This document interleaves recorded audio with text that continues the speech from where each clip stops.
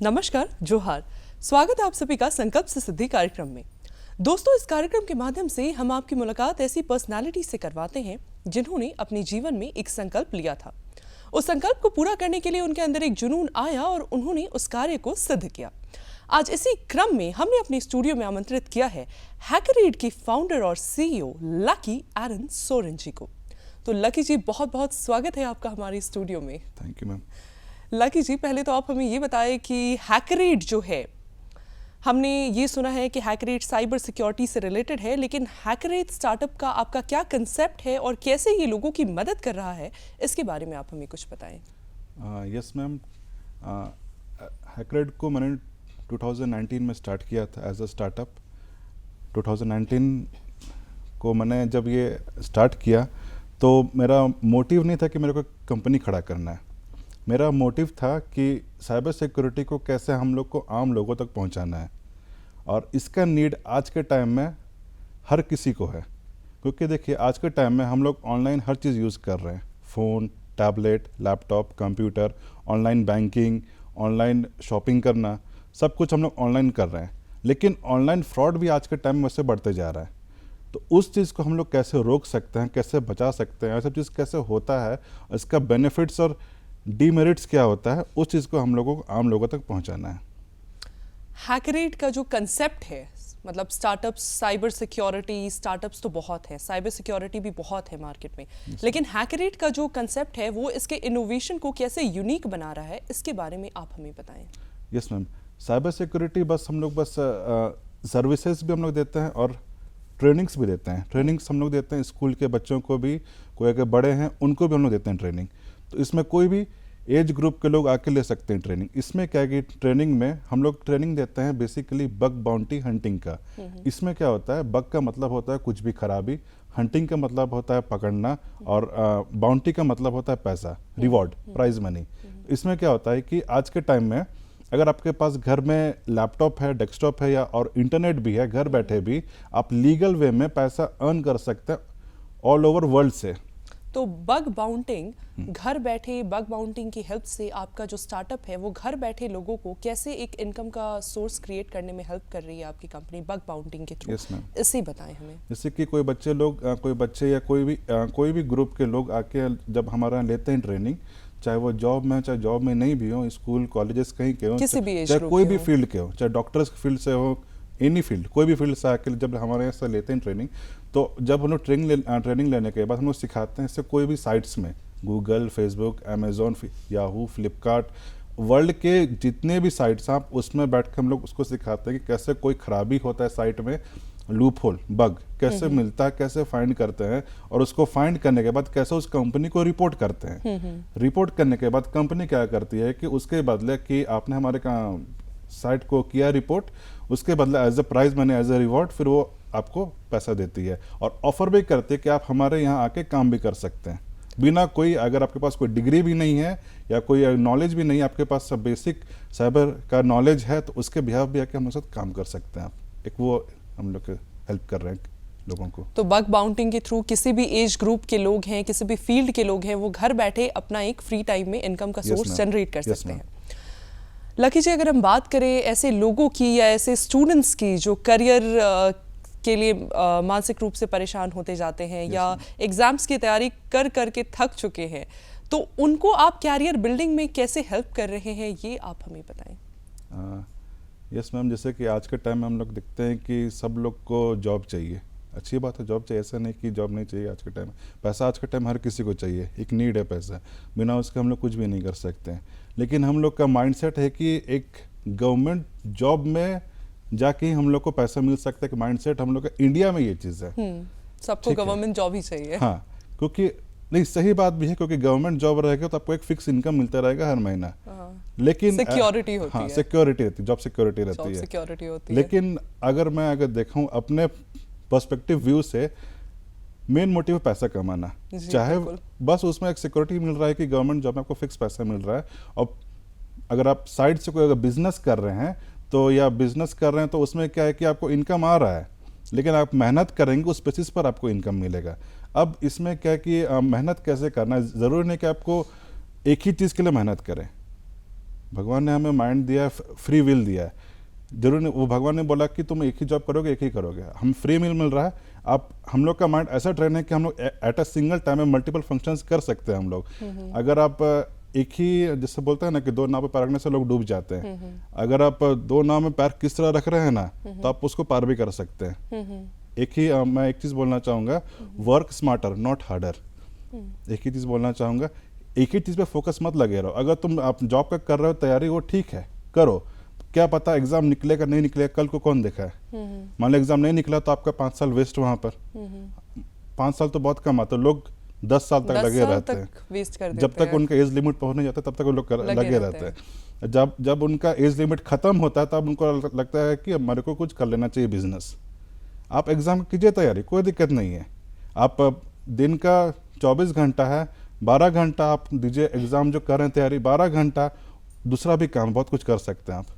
जैसे कि आपने कहा कि हर किसी को आज के डेट में गवर्नमेंट जॉब चाहिए, Yes, ma'am. तो लोग गवर्नमेंट की मदद करते हुए खुद के लिए कैसे एक रोजगार ढूंढ सकते हैं आपके स्टार्टअप की मदद से, वो आप हमें बताएं। हाँ, आज के टाइम में मैम गवर्नमेंट सेक्टर में भी जैसे कि कुछ दिन पहले एक न्यूज़ आया था, एम्स दिल्ली, उनके सर्वर्स हैक हो गए थे।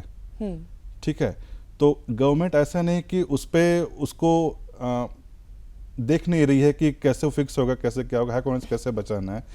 लेकिन क्या है कि हम लोग भी अपने साइड से, जब हम लोग के यहाँ, जब कोई भी आम लोग हम लोग के यहाँ के सीखते हैं कि कोई भी सर्वर कैसे हैक हो जा रहा है, कैसे कोई भी साइट हैक हो जा रहा है, तो वो सब चीज़ सीखने के बाद हम लोग भी गवर्नमेंट को किस तरह से हेल्प कर सकते हैं और पूरे इंडिया को हैक प्रूफ बना सकते हैं। क्योंकि आने वाले टाइम में वर्ल्ड वॉर 3 में कोई भी गोली बंदूक या कोई चीज़ से वॉर नहीं होने वाला। वर्ल्ड वॉर 3 में हम लोग का साइबर वॉर होने वाला है। क्योंकि देखिए आने वाले टाइम में हर चीज़ आपका ऑनलाइन होते ही जा रहा है। कोई आईटी सेक्टर आपका बढ़ते ही जा रहा है। ऐसा नहीं कि वो चीज़ कभी डाउन हो रहा है, कभी अप हो रहा है। आईटी सेक्टर हर दिन बढ़ते जा रहा है, हर दिन नया आ रहा है टेक। जैसे कि सेल्फ ड्राइविंग कार्स आ रहे हैं, फिर सेल्फ ड्राइविंग प्लेन्स आ रहे हैं। कल को वो भी हैक हो गए तो वही चीज़ है। तो उस चीज़ को कैसे हम लोग, होता कैसे है, बेनिफिट्स क्या है, सबको कैसे हम लोग रोक सकते हैं, कैसे बचा सकते हैं, ये चीज़। कैसे रोजगार को इससे हम जोड़ रहे हैं, जैसे आप बोल रहे हैं साइबर सिक्योरिटी काफ़ी फील्ड्स में बढ़ रहा है, तो रोजगार को कैसे इससे जोड़ने का काम आप कर रहे हैं? यस मैम, जैसे कि बच्चे लोग हम लोग के यहाँ जब आके लेते हैं ट्रेनिंग लेने के बाद इसके वैकेंसीज निकलते हैं, आपके साइबर सेल में भी निकलते हैं और आईटी कंपनीज में भी इसका वैकेंसीज निकलते रहता है। क्योंकि देखिए साइबर सेल में आपका अगर कोई प्राइवेट अगर कोई एम्प्लॉय है वहाँ से भी हायरिंग हो सकता है साइबर सेल्स में, और उसके बाद कोई अगर आईटी कंपनीज है वहाँ पर भी हायरिंग होता है आपका, उन लोग के डेटा सेंटर्स को हैक होने से बचाने के लिए और साइट को हैक होने से बचाने के लिए। तो बच्चे लोग या कोई भी एज ग्रुप के लोग हम लोग के यहाँ के लेते हैं ट्रेनिंग, चाहे मेल हो चाहे फीमेल हो, कोई भी इसको कर सकता है। और ट्रेनिंग लेने के बाद वो लोग कंपनी से जब वैकेंसीज निकलता है तो उसमें जब वो लोग अप्लाई करते हैं तो फिर उन लोग का प्लेसमेंट भी होता है वहीं से। लकी जी, अगर हम देखें तो आज के ज़माने में भी जहाँ डिजिटल लिटरेसी इतनी सीमा पे है, आज के ज़माने में भी हम देखते हैं कि किसी भी एज ग्रुप का बच्चा हो, टीनेजर हो, 20 से 25 साल का यंग पर्सन हो, ओल्ड पर्सन हो, मिडिल एज्ड पर्सन हो, अक्सर बैंक के थ्रू फ्रॉड्स में उनके पैसे चले जाते हैं, इधर ऑनलाइन शॉपिंग के दौरान, बैंक से पैसे ट्रांसफ़र के दौरान। तो हम लोग देखते हैं कि आम तौर पर लोगों को साइबर सिक्योरिटी के फील्ड में नॉलेज काफ़ी कम है। तो साइबर लिटरेसी प्रोवाइड करने के लिए आप लोगों की किस तरह से मदद कर रहे हैं, किस तरह से लोगों को साइबर सिक्योरिटी की लिटरेसी प्रोवाइड करने में आप उनकी हेल्प कर पा रहे हैं, ये आप हमें बताएं। साइबर लिटरेसी कैसे लोगों तक पहुंचा पा रहे हैं? यस मैम, बेसिकली अभी हम लोग आम लोगों के बीच में पहुंचने के लिए हम लोग वर्कशॉप्स ले रहे हैं 1 घंटे का 2 घंटे का सेमिनार एंड वर्कशॉप्स हम लोग ऑनलाइन या ऑफलाइन? दोनों मोड में, ऑनलाइन और ऑफलाइन दोनों मोड में लेते हैं हम लोग वर्कशॉप्स। और ऑफलाइन मोड में स्कूल, कॉलेजेस, हॉस्पिटल, ऑफिसेस, वहाँ जाके हम लोग वर्कशॉप्स ले रहे हैं। और एक छोटे मॉड्यूल में विद इन 1 आवर 2 आवर के मॉड्यूल में हम लोगों को बता रहे हैं कि ये साइबर सिक्योरिटी होता क्या है और हम लोग किस तरह से इससे बच सकते हैं। किस तरह से कोई भी हम लोग का फ़ोन में लिंक आता है, चाहे वायरस आता है, कोई भी एप्लीकेशन आता है, कैसे इसको इंस्टॉल नहीं करना है, ये सब चीज़ होता क्या है, फ़ोन को कैसे हैक होने से हम लोग को बचाना है, कैसे कोई भी स्कैमर कॉल करता है तो कैसे उसको पहचानना है कि सही कॉल है कि फ्रॉड कॉल है, वो सब चीज़। एजुकेशन के दौरान ही आपने कोई एग्ज़ाम क्रैक करा था, कहीं से एजुकेशन ली थी, जिसके बाद आपने अपने ये साइबर सिक्योरिटी स्टार्टअप का पूरा सेटअप तैयार किया। उसके बारे में आप हमें बताइए। एजुकेशन मैम मैंने लिया इंटरनेट से। ओके, कैसे, कहाँ क्योंकि से, हाँ, किस परिस्थिति में? कोई आपको आके सिखा नहीं सकता है, पढ़ा नहीं सकता है। जब तक आपका खुद का विल ना हो, खुद का पैशन ना हो, तो कोई आपको आके थोप नहीं सकता है। मैंने इसका पढ़ाई किया, इसी काउंसिल एक कंपनी है यूएस की, वो लोग एग्ज़ाम लेती है CEH का। मैंने उस एग्ज़ाम को किया क्रैक। उसका क्रैक करने के बाद मैंने सीखा कि साइबर सिक्योरिटी में कोई भी चीज़ वर्क कैसे करता है, इसका प्रिंसिपल्स क्या होता है, कोई भी सर्वर, कोई भी मशीन, कोई भी नेटवर्क, कोई भी वाईफाई, इंस्टाग्राम, फेसबुक कैसे हैक होता है, उसको कैसे हम लोग हैक होने से बचा सकते हैं। उस चीज़ का मैंने ट्रेनिंग लिया। और प्लस मैंने एज अ इंटर्न भी मैंने काम किया था दिल्ली पुलिस के साथ 2019 में ही। Okay, great.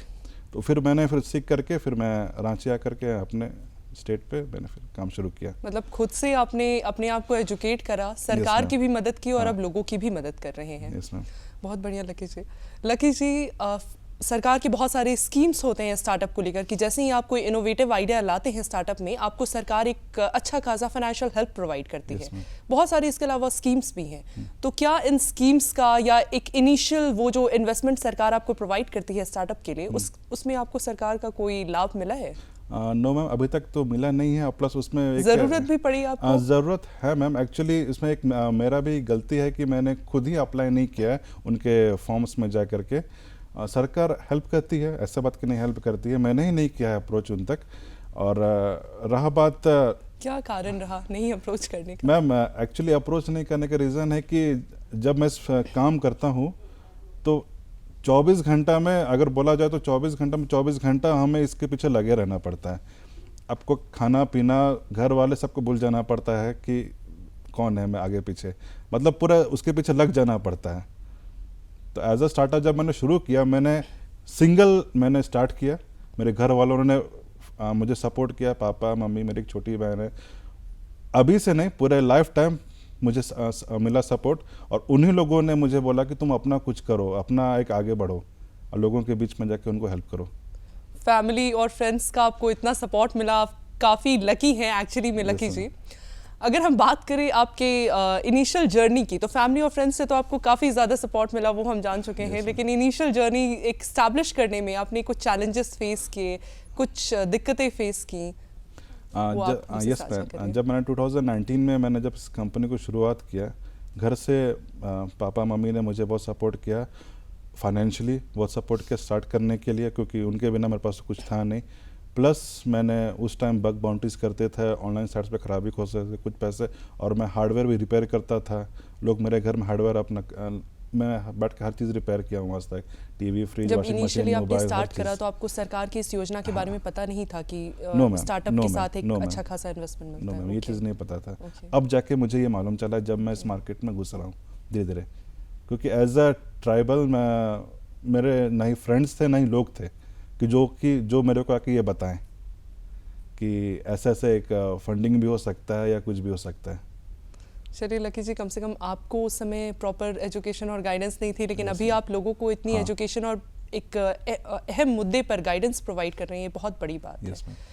अगर हम बात करें जो आपके फेलो स्टार्टअप्स हैं, तो उन फेलो स्टार्टअप्स के इकोसिस्टम को आप कैसे देखते हैं लकी जी? इकोसिस्टम को मैम देखा जाए तो हर एक कोई अपने फील्ड में मास्टर है। मैं ऐसा नहीं बोल रहा हूँ कि मैं ही मास्टर हूँ, वो भी अपने जगह पे अच्छे हैं। लेकिन साइबर सिक्योरिटी एक ऐसा फील्ड है जो कि हम लोग एक दूसरे को, हर किसी को चाहिए। अगर वो चाय का दुकान खोल रहा है ना, तो वो भी ऑनलाइन ले रहा है पेमेंट, उसको भी ज़रूरत है। अगर वो सब्जी का दुकान खोल रहा है, चाहे अपना ऑनलाइन कुछ भी कर रहा है, तो उसको पेमेंट तो वैसे ले रहा है ना ऑनलाइन। तो कैसे, और वो फ़ोन भी यूज़ कर रहा है, लैपटॉप भी यूज़ कर रहा है ऑनलाइन, तो उस चीज़ को कैसे हम लोग साइबर के थ्रू हम लोग हेल्प कर सकते हैं, वो चीज़ का हम लोग। ये भी आपने एक बहुत इंपॉर्टेंट बात कही कि एक चाय वाला है, एक सब्जी वाला है, वो भी तो ऑनलाइन पेमेंट ले रहा है, और उसको साइबर फ्रॉड के बारे में उतनी लिटरेसी नहीं है। तो उस तक भी पहुंचना और हर एक कॉर्नर तक पहुंचकर हर लोगों को एजुकेट करना बहुत ज़रूरी है, जिसमें आप हेल्प कर रहे हैं लोगों की। अगर हम बात करें तो डायरेक्टली एम्प्लॉयमेंट और रोजगार की, तो डायरेक्टली या इनडायरेक्टली आपने अपने साथ फिलहाल कितने लोगों को जोड़ कर रखा हुआ है? बेसिकली कितने लोगों को रोजगार दे रहे हैं? प्राइवेट का 2019 से लेकर अभी तक हम लोगों ने अप्रॉक्स 15+ स्टूडेंट्स को मैंने बड़े बड़े कंपनीज में हेल्प किया है जॉब लेने के लिए, प्लेसमेंट। हाँ यस मैम, बहुत 2-3 स्टूडेंट है, 2 लोग की कंपनी दुबई की है आईटी कंपनी है, वो लोग उसमें भी काम कर रहे हैं, वर्क फ्रॉम होम कर रहे हैं मैम। even। Okay, great. उसमें आपको ऑफिस जाने की भी ज़रूरत नहीं। जितनी बड़ी बड़ी कंपनीज होती है, गूगल, फेसबुक, वो लोग का हेड ऑफिस जो है, आजकल लोग एम्प्लॉयज़ ऑफिस जाना छोड़ के वर्क फ्रॉम होम कर रहे हैं, और सारा कुछ घर बैठे ही सब कुछ, सैलरी, इनकम, पैसा सब कुछ आ रहा है। तो आप जो कॉलेज स्टूडेंट्स हैं या जो पास आउट्स हैं उनको एक इस तरह की लिटरेसी या एजुकेशन ट्रेनिंग प्रोवाइड करते Yes, हैं ma'am. जिसकी मदद से वर्क फ्रॉम होम के लिए उनके पास वेरियस अच्छी कंपनीज में ऑप्शंस अवेलेबल हो पा रहे हैं लीगल वे में मैम। लीगल वे में। अगर हम बात करें फिलहाल आपके रेवेन्यू जनरेशन की, तो रेवेन्यू जनरेशन आपका किस तरह से हो पा रहा है? किसी भी कंपनी को चलाने के लिए फंड्स की ज़रूरत होती है और वो फंड्स बरकरार रहें, उन फंड्स का इनकमिंग ये भी देखना होता है। तो आपका रेवेन्यू जनरेशन मॉड्यूल जो है वो किस तरह से काम कर रहा है फिलहाल? बेसिकली मैम अभी हम लोग का जो income main source of income है ट्रेनिंग्स। जो बच्चे लोग हम लोग यहाँ के लेते हैं ट्रेनिंग्स, वो लोग फीस पे करते हैं। तो ट्रेनिंग्स मॉड्यूल हम लोग का 1 महीना का बना हुआ, 2 महीना का भी है, 1 साल का भी है, 2 इयर्स का भी है। तो जो बच्चे लोग आकर लेते हैं ट्रेनिंग, वो लोग फीस पे करते हैं। सबसे बेसिक फ़ी है 20,000 रुपये, जो कि इसी चीज़ का पढ़ाई करके लोग अगर बाहर कहीं पढ़ने जाते हैं, दिल्ली, कोलकाता, बम्बई, इस चीज़ का पढ़ाई करने के लिए, वो लोग उसका बस एक कोर्स का फीस है 1 लाख रुपये। जो मैं शुरू में बताया, जो मैं एग्ज़ाम दिया, जब मैं एग्ज़ाम दिया उस कोर्स का फीस था 1 लाख रुपये। उसी चीज़ का पढ़ाई को मैंने जब रांची में शुरू किया, उस कोर्स का फीस मैंने रखा है 20,000 सबसे मिनिमम। ड्यूरेशन क्या है? Duration with in 1 month to 1 month 2 महीना, वो भी एक्चुअली मैम ड्यूरेशन कुछ फिक्स नहीं है। स्टूडेंट के पास ऐसे स्टूडेंट लोग जो लोग आते हैं, जो लोग पास नॉलेज पहले से भी है, तो वो लोग 1 महीना में भी सीख जाते हैं। जो लोग पास नॉलेज नहीं है, वो लोग को 2 महीना, 2.5 महीना, 3 महीने तक सीखते रहते हैं। तो ऐसे कुछ ऐसा लिमिट नहीं है कि 1-2 महीने में सीख के चल जाओ, ऐसे कुछ लिमिट नहीं है। ओके। सरकार की भी आप मदद कर रहे हैं इस रेवेन्यू जनरेशन के लिए? Yes ma'am. आईटी फील्ड्स में भी मदद कर रहे हैं, Yes, ma'am. उसके बारे में भी थोड़ा हमें बताएं। हाँ यस मैम, जैसे कि हम लोग कॉल्स आते हैं, कोई केस आया हुआ है पुलिस थाना में कि कोई ऐसा फ़ोन है, कोई फ़ोन मिला है, उसमें से डेटा निकालना है, डेटा मिट गया है, कोई फेसबुक का फेक अकाउंट बना के रखा है, उसका लोकेशन बताना है कि कहाँ से कौन इस फेसबुक को यूज़ कर रहा है, जो कि लीगल वे में हो सकता है। उस चीज़ को साइबर सेल इस फील्ड में काम कर रही है, ऐसा नहीं कि नहीं काम कर रही है। हम लोग उनको एक तरह से एक टीम के रूप में उनको हेल्प कर रहे हैं, प्रोवाइड थर्ड पार्टी के रूप में। डायरेक्टली या इनडायरेक्टली जो लोग आपके साथ जुड़े हुए हैं फिलहाल आपके स्टार्टअप में, उनको आप रेवेन्यू शेयरिंग किस तरह से प्रोवाइड करते हैं? क्या मॉड्यूल है आपका रेवेन्यू शेयरिंग का? मैम बेसिकली तो sharing in the sense ma'am, मतलब जो आपके साथ लोग एम्प्लॉयड हैं, क्या आप उनको एक एम्प्लॉय के तौर पे रखते हैं या रेवेन्यू शेयर करते हैं? No ma'am, as a employee मैं अपने ऑफिस में, अपने टीम में किसी को भी एम्प्लॉय नहीं रखा हूँ। एज अ टीम सबको हम लोग मिल के काम करते हैं। मैं एम्प्लॉय नहीं बोलता हूँ, मैं अपना टीम वर्कर बोलता हूँ, मैं एज अ ब्रदर भी बोलता हूँ उन लोग को। और तो रेवेन्यू शेयरिंग का मॉड्यूल क्या है उनके साथ? जैसे वो लोग मेरे ऑफिस में काम कर रहे हैं, तो उनको मैं कुछ काम किया, वो लोग 1 महीने का लिए ट्रेनिंग लिए, वो लोग लिए, और या तो फिर कुछ काम किए मेरे साथ, तो कुछ अगर हम लोग को मिला हुआ प्रोजेक्ट तो हम लोग आपस में शेयर करते हैं उसको। ओके। अभी तक तो आप यहाँ तक आ चुके हैं लकी जी, फिलहाल ये कितनी जगहों पे ऑपरेटेड है ये भी आप हमें बताएं। मैम मैंने रांची में ही शुरू किया और 3 साल हम लोग को हो गए यहाँ पर। हम लोग बस रांची में ही हैं अभी तक, और हम लोग आगे भी एक्सपैंड करने का सोचे हैं। एक्सपैंड अभी तक हम लोगों ने क्यों नहीं किया, उसके पीछे भी रीज़न है। 2020 में और 21 में हम लोग आ गया था वायरस कोरोना, जिस कारण से हम लोग का बिजनेस डाउन नहीं हुआ बल्कि और बूस्टअप हो गया, क्योंकि हमारा बिजनेस ऐसा है कि सब हर कुछ आपका ऑनलाइन चलता है घर बैठे, इसीलिए। इसके आगे का आपका वे फॉरवर्ड विजन क्या है? आगे का आपका क्या प्लान्स हैं कि आगे और कहाँ तक जाना है? किस दिशा में जाना है? Way forward plans. Yes ma'am, हमारा मेन मोटिव है इंडिया को साइबर फ्रॉड से बचाना है, और प्लस आने वाला टाइम जो मैंने शुरू में कहा World War 3 होने वाला है। कब मान लिया चाइना या पाकिस्तान कोई भी कंट्रीज मान लिया हमारे कंट्री पर करती है अटैक, साइबर वॉर, मान लिया कल को हमारे कोई RBI की साइट मान लिया कल को डाउन हो गई, या जो हम लोग ट्रेन बुकिंग की साइट्स होते हैं अगर वो भी कल को डाउन हो गई, तो बहुत बड़ा हम लोग को लॉस सकता है हम लोग का एक कंट्री को। तो हम लोग इंडिया को भी हेल्प करना मतलब हमारे देश को हम लोग कैसे हम लोग बचा सकते हैं साइबर फ्रॉड से, साइबर जो भी होता है अटैक उससे। और प्लस हमारा मेन मोटिव है वर्ल्ड लेवल तक जाना। हमारी टीम जो हम लोग साथ जुड़ रहे हैं, हम लोग साथ जो ले रहे हैं ट्रेनिंग, हमारी टीम में हम लोग अब जुड़ करके हम लोग का मेन मोटिव है वर्ल्ड लेवल पे बड़े बड़े जो कंट्रीज़ हैं, बड़े बड़े जो कंपनीज़ है, गूगल, माइक्रोसॉफ्ट, अमेजोन, वो लोग को करना प्रोवाइड साइबर सिक्योरिटी का। आपसे अगर कोई आईटी प्रोफेशनल या आपके फील्ड का रिलेटेड पर्सन अगर आपसे जुड़ना चाहता है तो कैसे जुड़ सकता है, वो बताएं। मैम हमारा ऑफिस रांची में है और हमारे फ़ोन नंबर में करके भी बात करके आप वो हमसे जुड़ सकता है। और हमारे व्हाट्सएप, फेसबुक, इंस्टाग्राम पेजेस हैं हैकरेट नाम से ही, आप उसमें मैसेज करके हमसे जुड़ सकते हैं। हमारा साइट है www.hackred.com, आप हमारे साइट में विजिट करके भी आप हमसे जुड़ सकते हैं। बड़ा प्रोफेशनल काम है आपका ये। अगर हम बात करें तो इसको मेंटेन कर पाना और इसकी क्वालिटी इंश्योर कर पाना, आप कैसे ये मतलब इंश्योर करते हैं कि क्वालिटी मेंटेन्ड रहे for satisfaction of customers and people? Quality maintain करने के लिए मैम, जैसे कोई किसी को कोई आईटी कंपनी को जब हम लोग सर्विसेज दे रहे हैं, ठीक है, तो सर्विसेज जब हम लोग दे रहे हैं तो उसका पूरा मेंटेनेंस का रिस्क, क्योंकि मेंटेनेंस या डेटा लॉस का रिस्क पूरे साल का हम लोग अपने ऊपर लेते हैं कि विद इन 12 मंथ्स का आपका कोई भी अगर सर्वर लगे हुए, कोई साइट आपका खड़ा है, तो अगर कल 1 साल के अंदर कुछ भी होता है तो उसका रिस्क हम लोग लेते हैं। और पेमेंट अगर आपको जब करना है तो जब with in part by part करके आप दे सकते हैं, एक बार देने का ज़रूरत नहीं है। विद इन 2 मंथ्स में, 3 मंथ्स में, 6 महीने में करके आप हमें दे सकते हैं और प्लस सर्विसेज ले सकते हैं आप हमसे। कोई स्पेशल केस जो आपको लगता है कि आपको दर्शकों के साथ साझा करना चाहिए, जैसे एथिकल हैकिंग या साइबर सिक्योरिटी के फील्ड में काफ़ी चैलेंजेस फेस करने होते हैं, तो कोई ऐसा एक स्पेशल केस जो आप हमारे दर्शकों के साथ साझा करना चाहेंगे? Special case in the sense, हाँ, मेरे ma'am special case in the sense मैं अभी वर्किंग का मैं बताऊं कि मैंने अपने लाइफ में फेस किया था। वर्किंग का कुछ भी जो मतलब जिसमें आपको काफ़ी चैलेंजेस फेस करने पड़े थे, कोई भी एक ऐसा इवेंट या कोई भी एक ऐसा केस? वर्किंग प्रोफाइल में मैम जब ऐसे केस तो बहुत सारे आते हैं ऑफिस में, ऐसा कोई स्पेशल नहीं रहता है। ऐसा केस जो यादगार हो, जो आप दर्शकों के साथ साझा करना चाहें, जिससे दर्शकों को काफ़ी कुछ सीखने को मिले? एक केस आया था मैम मेरे ऑफिस में, एक लड़की ही आई थी, वो बोली कि उसका फ़ोन हैक हो गया है। और कोई एक थर्ड पार्टी कोई था लड़का, वो बोला कि नहीं, वो जो लड़की थी वो बोली कि उसका कोई फ़ोन हैक कर लिया, उसका OTP हुआ और ईमेल हुआ, चाहे फ़ोन नंबर्स हो गए, वो निकाल के ब्लैकमेल कर रहा है उसको। तो फिर वो मैंने उस केस को समझा, फिर मैंने उसका फ़ोन देखा, फिर मैंने हमारे टीम से मिलकर उस पूरे फ़ोन को क्लीन किया और फिक्स किया जो भी हैक था।